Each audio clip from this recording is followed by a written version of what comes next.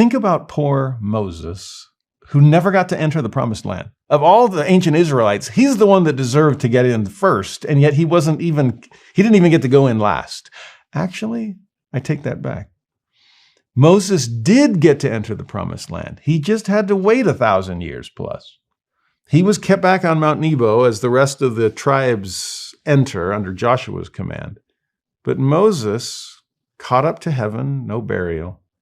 Because you'd need that body someday later to bring back priesthood keys. Now, the first time he did it was the Mount of Transfiguration in the New Testament, where Moses, Elijah, Elias, in that case, John the Baptist, there's heavenly messengers that come to help endow Peter, James, and John with power from on high, to give them priesthood keys, since Jesus had just promised Peter the keys of the kingdom. I always get a little chuckle because Moses was there. And where was the Mount of Transfiguration?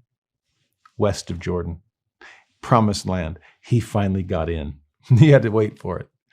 Just picture him looking around going, this is what it looks like on this side. Well, in a similar way, he appears not just in the old promised land, he appears in the new. And there on April 3rd, 1836, Moses appears in the Kirtland Temple to give keys, a modern transfiguration. Look at section 110, verse 11.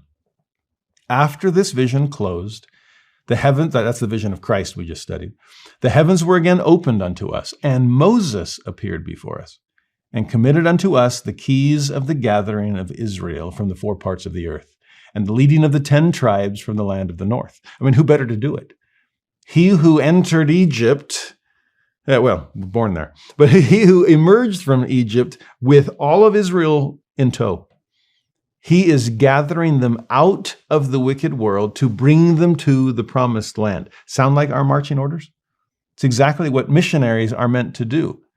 And to think about gathering Israel, we'll actually see that on both sides of the veil, but we're gonna save some of that for a later messenger. But here's Moses. There's actually a verse in Jeremiah 16 where he talks about the God of the Exodus. There's Moses' God, right? And yet Jeremiah says, someday people are not going to refer to him as the God of the Exodus anymore, because the Exodus has been eclipsed by something with even greater glory, namely the gathering. God will be referred to as the God of the gathering, because in some ways that far outshined Moses' preliminary work. I love the humility on Moses, meek Moses, right? He comes and gives Joseph the opportunity to surpass him.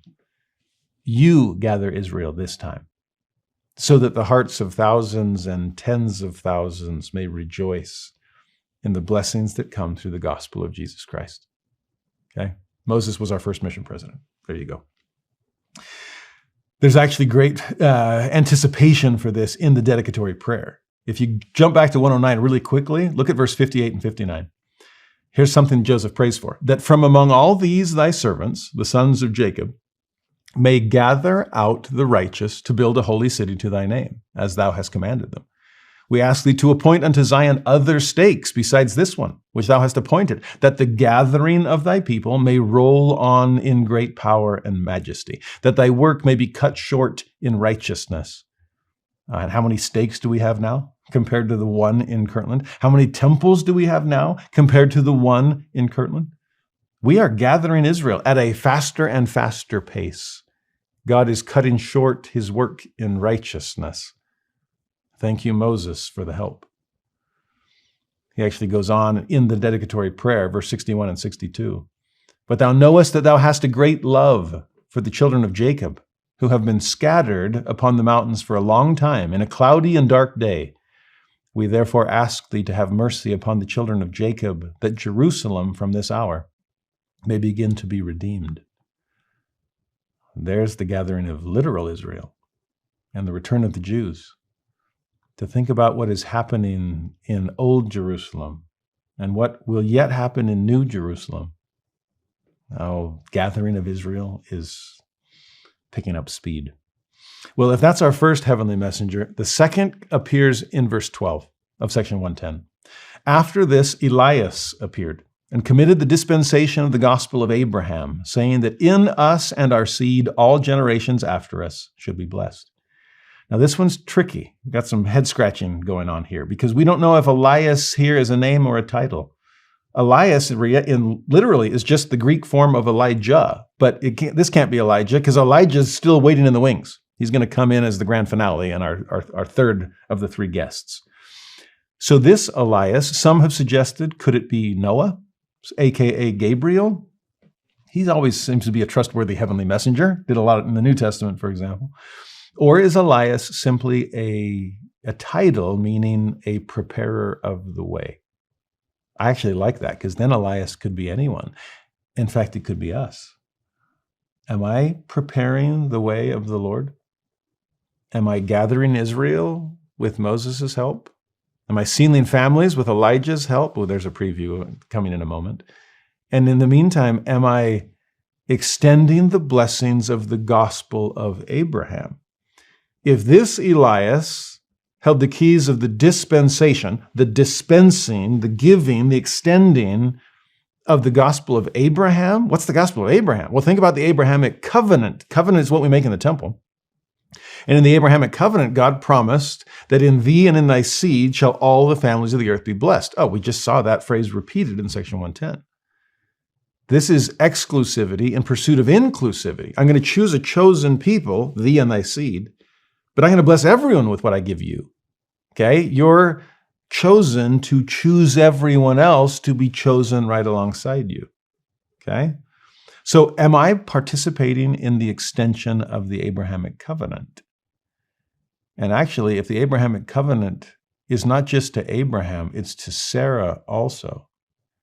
There's something about being seed of Abraham and Sarah, patriarchal, matriarchal. There's something about Isaac and Rebekah. There's something about Jacob and Rachel or Leah.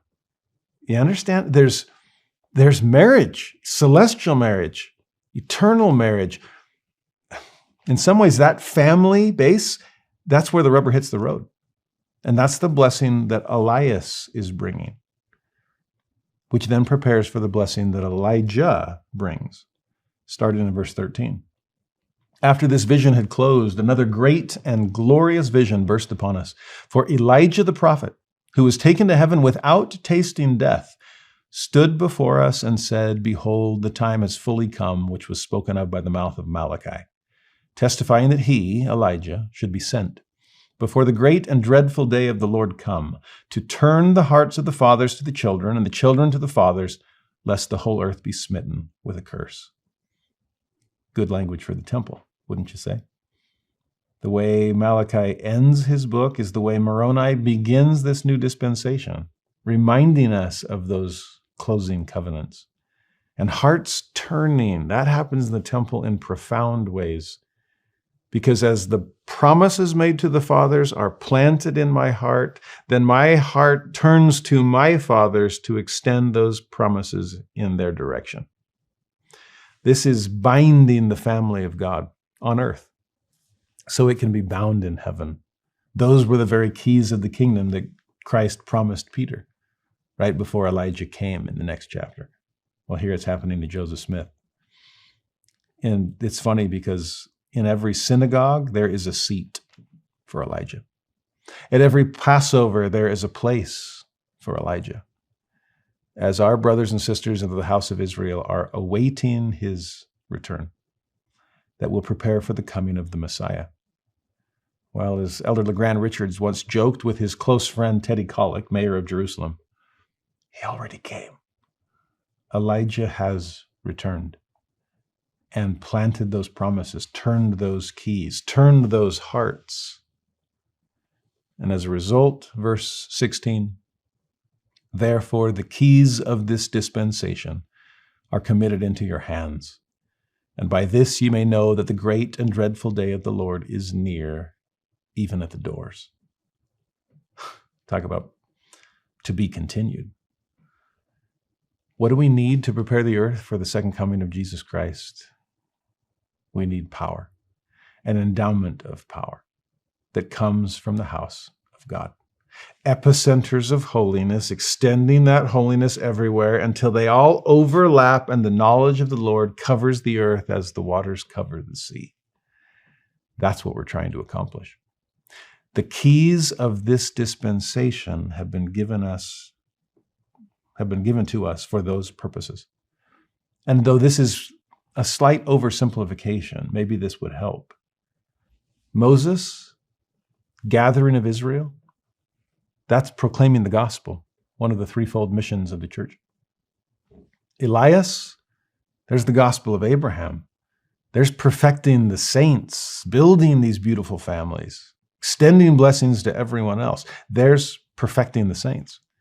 And then Elijah, sealing power, bind on earth, have it bound in heaven. That's redeeming the dead so that everyone can come home. That threefold mission that has been famous since, I think, President Kimball's day. We now have a fourth, which is more temporal, right? Care for the poor and the needy. But as far as these spiritual blessings are concerned, they all emanate from the temple and were all put in place that glorious day in Kirtland in 1836. Are we rolling up our sleeves and getting at it? Are we ready to move forward in faith, bearing the keys that we've been given? This is the dispensation of the fullness of times.